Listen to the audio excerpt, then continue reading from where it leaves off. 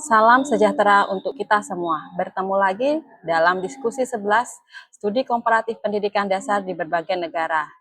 Saya Niluh Made Megawati dengan NIM 501342807 akan memaparkan beberapa hal yang menjadi pertanyaan di dalam diskusi 11.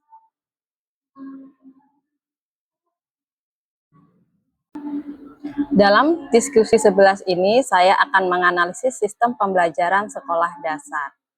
Pembelajaran pada jenjang sekolah dasar di Indonesia mengalami perkembangan yang cukup signifikan seiring perubahan kurikulum nasional. Perubahan tersebut mendorong guru untuk menguasai berbagai model pembelajaran terpadu dan mampu mengimplementasikannya sesuai tuntutan zaman. Pada pertemuan ini, analisis difokuskan pada model pembelajaran terpadu yang relevan dengan kurikulum saat ini, prinsip dan pelaksanaan pembelajaran tematik terpadu di kelas, serta perbedaan antara kurikulum 2013 dan kurikulum Merdeka Belajar, yang kemudian dikaitkan dengan implementasi di SD Negeri 4 Penganjuran, tempat saya mengajar. Yang pertama, model pembelajaran terpadu yang relevan dengan kurikulum saat ini. Dari 10 model pembelajaran terpadu menurut Fogarty, terdapat 2 model yang paling relevan digunakan pada kurikulum Indonesia, yaitu model WBET dan model Connected. Model WBET merupakan model yang paling sesuai dengan kurikulum 2013 karena mengintegrasikan berbagai mata pelajaran melalui satu tema. Tema berfungsi sebagai payung besar yang mengikat kompetensi dasar atau KD dari berbagai muatan pelajaran sehingga pembelajaran menjadi lebih utuh, kontekstual, dan dekat dengan kehidupan siswa. Sementara itu, model connected menjadi model yang paling relevan dengan penerapan kurikulum Merdeka. Model ini menghubungkan konsep dalam satu mata pelajaran atau antar mata pelajaran secara fleksibel tanpa harus terpaku pada tema tertentu. Pendekatan ini sejalan dengan prinsip kurikulum Merdeka yang menekankan pembelajaran berdiferensiasi, fleksibel, dan kompetensi sesuai dengan kebutuhan siswa.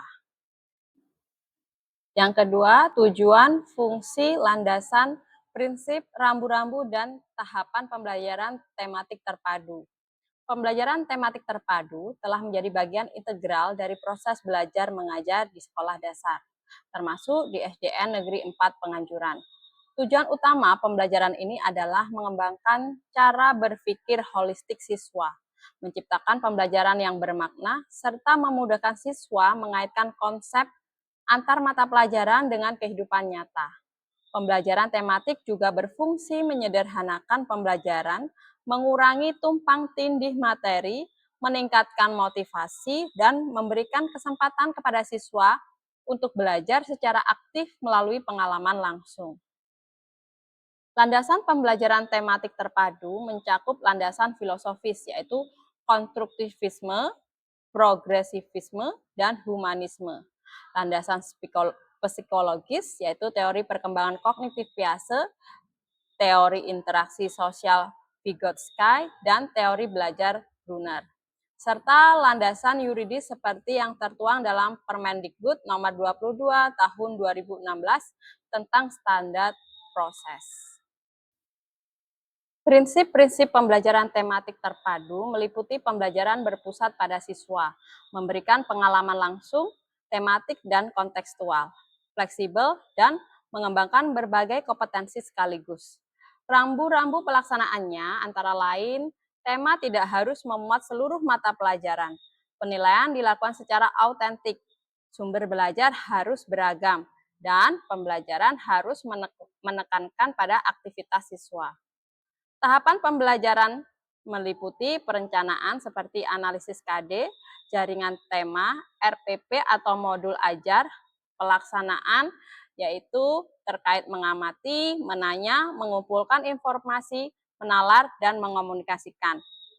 Serta penilaian yang terdiri dari observasi, tugas, portofolio, dan unjuk kerja.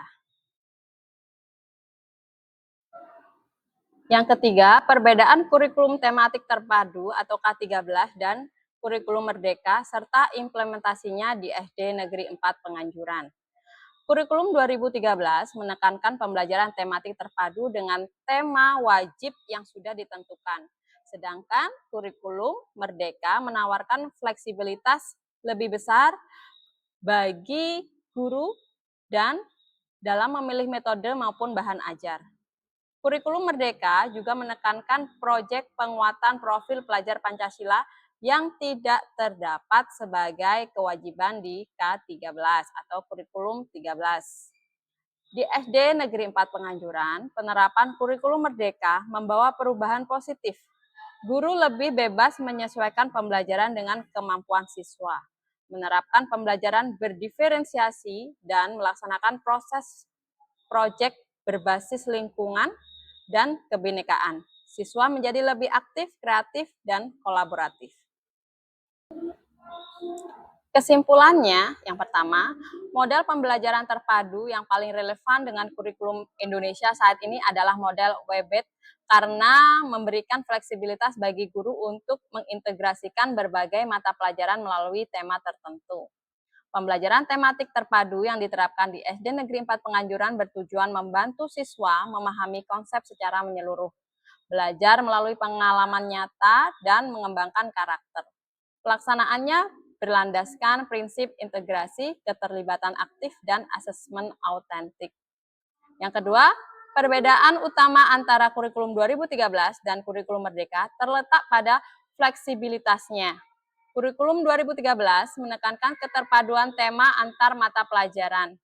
Sementara kurikulum Merdeka memberi keleluasaan bagi guru untuk menyesuaikan tujuan, materi, dan metode sesuai kebutuhan siswa.